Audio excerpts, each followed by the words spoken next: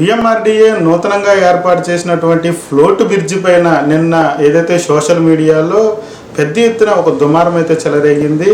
ఉన్నటువంటి tea joint ఊడిపోయి సముద్రం మధ్యలోకి వెళ్ళిపోయిందంటూ కూడా పెద్ద ఎత్తున సోషల్ మీడియాలో ప్రచారం జరిగినటువంటి పరిస్థితి అయితే కనిపిస్తుంది. ఇదే అంశానికి సంబంధించి ఈ ఫ్లోటింగ్ బ్రిడ్జికి సంబంధించి నిర్వాహకులు మనతో ఉన్నారు.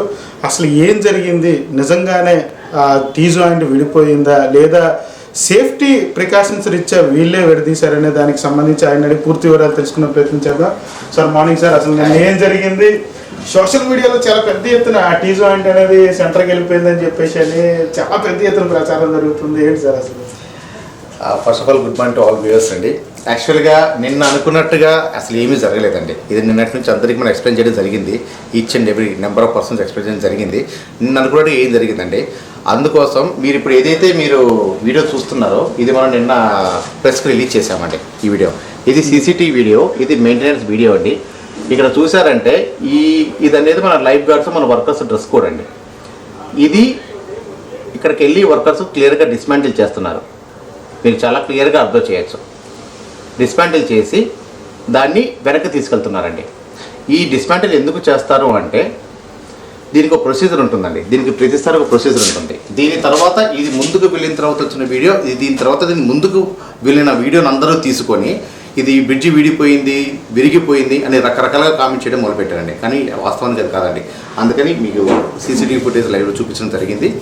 యాక్చువల్గా వాస్తవానికి దీని ప్రొసీజర్ ఎలా ఉంటుందంటే యాక్చువల్గా సముద్రం అంటే ఎక్కడైనా సముద్రమేనండి. సముద్రం అనే జలాలు ఉంటాయి, అల్లంత ఖచ్చితంగా హై టైడ్స్, లో టైడ్స్ ఉంటాయి. అది ఎక్కడైనా అరేబియన్ సముద్రం అయినా, బే ఆఫ్ బెంగాల్ అయినా. కాకపోతే బే ఆఫ్ బెంగాల్లో కొంచెం ఎక్కువ ఉంటాయండి, అంతే. దానికి తగ్గట్టు మనం జాగ్రత్తలు తీసుకుంటాం. అరేబియన్ సీ అనుకోండి, ఒక 4 నుంచి 5 లైఫ్ గార్డ్స్ పెట్టుకుంటారు. మనం బే ఆఫ్ బెంగాల్ కొంచెం వేవ్స్ ఎక్కువ ఉంటాయి కాబట్టి వాళ్ళతో కంపేర్ చేసుకుంటే మనం 10 మందిని పెట్టుకున్నాం. అలాగే మనం ఇక్కడ ఇస్తున్న లైఫ్ జాకెట్స్ వచ్చేసి IRS ఈక్వలెంట్ అండి, IRS competent, IRS registration certificates ఉన్నాయండి. ప్లస్ బ్లాక్స్ కూడా మనకు కాంపిటెంట్ అథారిటీ నుంచి నేషనల్ దగ్గర నుంచి మనం తీసుకున్నామండి. నేషనల్ బ్లాక్ టెస్టింగ్ ఏజెన్సీ దగ్గర నుంచి మనం తీసుకున్న రిపోర్ట్, ఆ రిపోర్ట్ కూడా మనం సబ్మిట్ చేయడం జరిగింది. ఆ రిపోర్ట్స్ అన్ని సబ్మిట్ చేసిన తర్వాత ఈ బ్రిడ్జికి అనేది అనుమతి ఇవ్వడం జరిగిందండి. అయినా వెరిఫై చేసిన తర్వాత కమిటీ మెంబర్స్ అందరూ కూర్చొని వెరిఫై చేసిన తర్వాత దాని ప్రకారం సేఫ్టీ పరంగా ఎవరికి ఏ సందేహం లేదండి. ఇక వచ్చేసి బ్రిడ్జ్ మెయింటెనెన్స్ అంటారా, ఈ అలలు అనేవి అనీవెన్గా ఉంటాయి కాబట్టి మీకు ఫుల్ మూన్, హాఫ్ మూన్ జరుగుతుంటుంది కాబట్టి every full moon, half moon మనం ముందే తెలియజేసాం ఖచ్చితంగా 2 days క్లోజ్ చేస్తామని. Every full moon, half moon తర్వాత ఖచ్చితంగా మన బ్రిడ్జిని ఈ విధంగా ఇక్కడ చూసిన విధంగా డిస్మాంటిల్ చేసి దూరంగా తీసుకువెళ్ళి ఇక్కడ నుంచి 60 మీటర్ అవేలో, ఇక్కడ నుంచి 60 మీటర్ అవేలో మన యాంకర్స్ వేయడం జరిగిందండి. ఎందుకంటే ఆ బ్రిడ్జిని మాత్రం మనము అక్కడ టైట్ చేసుకోవడానికి విధంగా, ఎందుకంటే అక్కడ వేవ్స్ తక్కువ ఉంటాయి.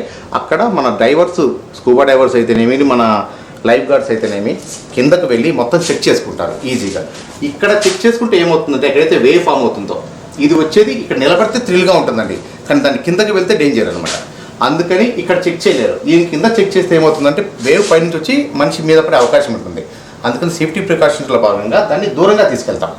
దూరంగా తీసుకెళ్ళి కింద మొత్తం చెక్ చేసుకుని మళ్ళీ దగ్గర తీసుకొచ్చి యాడ్ చేస్తాం. ఈ ఎంటైర్ ప్రొసీజర్కి 1 day నుంచి 2 days పడుతుందండి. యాక్చువల్గా అరేబియన్లో అయితే, అరేబియన్ సీలో అయితే 1 day పడుతుందండి. ఇక్కడ మన టైట్స్ ప్రకారం 2 days పడుతున్నాయండి. యాక్చువల్గా మొన్న ఆదివారం ఓపెన్ అయినా నిన్న ఎందుకు మళ్ళీ మీరు చెక్ చేయాల్సిన అవసరం ఏర్పడిందంటే పౌర్ణమి అయిపోయిందండి. పౌర్ణమి అయిపోయిన తర్వాత మనం జనరల్గా చెకప్ పీరియడ్ పెట్టుకుంటాం. కానీ ఈ లోపు మనం ఓపెన్ చేయాల్సి వచ్చింది. ఓపెన్ చేసిన తర్వాత ఈ రోజు నుంచి మనం ప్రజలకు అందుబాటులో తెస్తాను ముందే అనౌన్స్ చేయడం జరిగింది. 1 day మన దగ్గర గ్యాప్ ఉంది కాబట్టి మనం మన దగ్గర ఉన్న టైంని వేస్ట్ చేసుకోకుండా మనం ఖచ్చితంగా ఇంకోసారి సేఫ్టీ మెథడ్స్ దూరంగా తీసుకెళ్ళి దాన్ని డిస్మాంటిల్ చేసి దూరంగా తీసుకెళ్ళి మొత్తం చెక్ చేసి మళ్ళీ యాడ్ చేసి ఈ రోజు నుంచి ప్రజలకు అందుబాటులో తేవాలన్న మంచి సదుద్దేశంతో చేయడం జరిగింది. సార్ ప్రజల్లో కూడా ఒక అపోహ ఉండిపోయింది. ఈ ప్రాంతం, ఈ బ్రిడ్జ్ ఏదైతే ఉందో అది సేఫ్టీగా ఉందంటారా? అంటే సేఫ్టీ మెజర్మెంట్స్లోనే ప్రజలందరూ కూడా అపోహలో వెళ్ళిపోయారు. సేఫ్టీ అయినా సార్ అది? బ్రిడ్జ్ మీరు చూసినట్లయితే మీరు చూస్తున్నంత భయంగా ఉండదండి. దాని మీద నడిస్తే చూడడానికి భయంగా ఉంటుంది, నడిస్తే మీరు you can feel the thrill. ఆ థ్రిల్ కోసం మనం ఇక్కడ పెట్టాం. మనం ఎక్కడో న్యూజిలాండ్ వెళ్ళి బంగీ జంప్ చేసలేదు, ఇంకోసారి ఫారిన్కి వెళ్ళి కర్ణాటక వెళ్ళి కేరళ వెళ్ళి వీళ్ళు ఇలా డెవలప్ అయిపోతున్నారు, మనం ఎప్పుడు ఇక్కడే ఉండిపోతున్నాం అని అక్కడ కామెంట్ చేసుకుంటాం. ఇక్కడికి వచ్చి మనం వినూత్నంగా మనం ఈ ప్రయత్నం మొదలుపెట్టి మనం తీసుకొచ్చే ప్రజలకు అందుబాటులో తీసుకొచ్చే ప్రయత్నంలో మనం ఉంటే దాన్ని మనం నెగిటివ్గా ప్రచారం చేసుకుంటాం. దీనివల్ల మన బ్రాండ్ ఇమేజే దెబ్బతింటుంది. దట్టు పూర్తి విషయాలు తెలుసుకోకుండా ప్రచారం చేయడం. ఇప్పుడు ఏదైనా సమస్య వస్తే నిర్వాహకులు ఉన్నారు, అధికారులు ఉన్నారు, కనుక్కొని మీరు ప్రచారం చేసిన అర్థం ఉంది. ఏది తెలియకుండా మన చేతిలో సెల్ ఉందని, మన చేతిలో ఫోన్ ఉందని, ఎక్కడ పడితే బయట నుంచి వీడియో జూమ్ కెపాసిటీ ఉందని, జూమ్ తీసేసి బ్రిడ్జి తెగిపోయిందని ప్రచారం చేయడం మాత్రం ఇది మనకే కాదు, మన వైజాగ్కి, మన ఆంధ్రప్రదేశ్ కూడా మంచిది కాదు. సంస్థ ఏదైనా, నిర్వాహక సంస్థ ఏదైనా it's a brand for Andhra. మనకు కొత్త ప్రాజెక్ట్ తెచ్చాం. ప్లస్ దీంట్లో ఈ ప్రాజెక్ట్స్ ఈ ఫ్లోటింగ్ పిచ్ ఇది ఏదైతే ఉందో దీనికి సరౌండింగ్స్ చుట్టుపక్కల టోటల్ 48 యాంకర్స్ ఉంటాయండి. ఆ 48 యాంకర్స్ కూడా మీరు ఇక్కడ బెలూన్స్ చూడొచ్చు. ఇవి ఫ్లోటింగ్ బెలూన్స్ అంటారు. ఈ ఫ్లోటింగ్ బెలూన్స్ అర్థం దాని కింద యాంకర్ ఉందని. అలా ఇక్కడ నుంచి మీరు చూసినట్టయితే ఈ సరౌండింగ్స్ నుంచి మొత్తం ఈ సరౌండింగ్ వరకు మనకు యాంకర్స్ ఉంటాయి. ఆ యాంకర్స్ ఎందుకు ఉంటాయంటే ఇప్పుడు మన వేవ్స్ ఉంటాయి, గాలి వస్తుంది, మన సముద్రాన్ని ప్రిడిక్ట్ చేయలేం. But we need thrill everywhere అనేది. ఈ టెక్నాలజీ అనేది everywhere applied, even at the foreign, even in foreign abroad also. మనకు ఇక్కడ ప్రజెంట్ రన్ అవుతున్న కేరళ, కర్ణాటక ఆల్సో. ఇక్కడ కూడా ఏమవుతుందంటే బ్రిడ్జి అటు ఇటు ఊగుతుంది గాలికి. సమ్ టైమ్స్ తెలియకుండా సడన్గా డిప్రెషన్స్ ఫామ్ అవ్వచ్చు. We cannot predict the nature. అప్పుడు ఏమవుతుంది, బ్రిడ్జ్ సేఫ్టీ కోసం మనం తొందరగా మనుషులు ఎవాక్యుయేట్ చేసేయచ్చు ఇన్ కేస్ ఆఫ్ ఎనీ అనియమించి వాటి.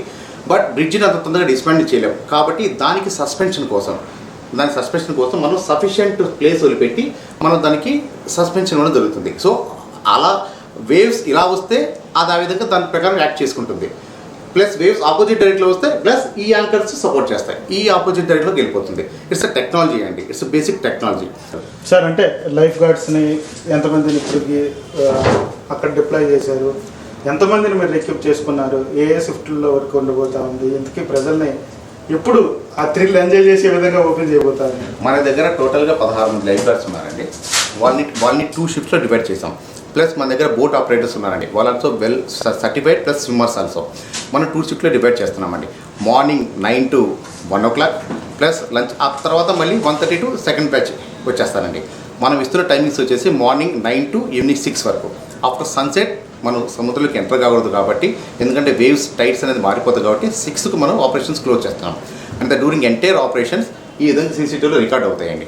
ఎంటైర్ ఆపరేషన్స్ రికార్డులో అవుతాయి. ప్లస్ ఈ బ్రిడ్జ్ చుట్టూ మ్యాన్ అవుతారండి. ఇది మన colour dress code life guards కోసం ఈ బ్రిడ్జ్ చుట్టూ మ్యాన్ అవుతారు. At a time 10 members allow చేస్తాము. హై టైడ్స్ ఉంటాయి. నార్మల్ టైడ్ ఉండి మాకు సేఫ్టీ అనిపిస్తే 15 members కూడా చేయొచ్చు. సో 10 members తోటి లైఫ్ గార్డ్స్ వాళ్ళని ఒక సింగిల్ లైన్లో పంపిస్తాము. వాళ్ళతో పాటుగా వెళ్తారు. వాళ్ళతో అక్కడ చూసుకొని 10 minutesలో మనం ఇచ్చిన టైం 10 minutesలో they have to come back. ఇంకొకసారి ఇంత జరిగిన తర్వాత మళ్ళీ ఇంకోసారి అనకూడదు కాబట్టి ఇంకొకసారి దాన్ని వెరిఫై చేసుకొని మాకు సెల్ఫ్ మాడ్యూల్ వాక్ చేసుకొని మేము ప్రజలకి రేపు కానీ ఎల్లుండి కానీ అందుబాటులో తీసుకురావడానికి ముమ్మరంగా ప్రయత్నం చేస్తున్నాం. Okay sir. ఏదైతే ప్రపంచంలో విదేశాల్లో ఉన్నటువంటి ఏదైతే ఈ ఫ్లోటింగ్ బ్రిడ్జ్ ఉందో విశాఖ రావడం గర్వకారణంగా చెప్పుకోవచ్చు. మరీ ముఖ్యంగా నేటి నుంచి అందుబాటులోకి రావాల్సినటువంటి ఫ్లోటింగ్ బ్రిడ్జ్ కేవలం ఏదైతే అక్కడ ఉన్నటువంటి టెక్నికల్ ఇష్యూస్ ఏవైతే సేఫ్టీ ప్రికాషన్స్ కానీ మెయింటెనెన్స్ తోటి ఆగినటువంటి పరిస్థితి రేపు కానీ ఎల్లుండి కానీ ప్రజల్లోకి తీసుకొచ్చి ఈ థ్రిల్ని ఎంజాయ్ చేయమని అయితే మాత్రం నిర్వాహకులు చెప్తున్నటువంటి సిచ్యువేషన్ అయితే కనిపిస్తూ ఉంది. కెమెరా పర్సన్ రాజారావుతో భరత్, అక్షర శిల్పం, విశాఖ ఆర్కే బీచ్ నుంచి. మరిన్ని కథనాల కోసం సబ్స్క్రైబ్ చేసుకోండి మీ అక్షర శిల్పం.